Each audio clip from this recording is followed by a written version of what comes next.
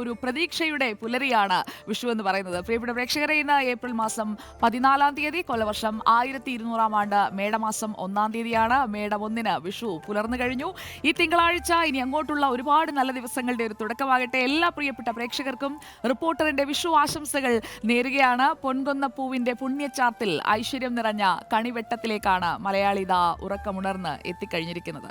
ഓട്ടുരുളിയിൽ കണി കണ്ടു കഴിഞ്ഞു നമ്മൾ. കണിക്കാഴ്ചയായി പ്രകൃതിയുടെ മന്ദഹാസവും ദൈവസാന്നിധ്യവും ഒപ്പം ദീപസാന്നിധ്യവും.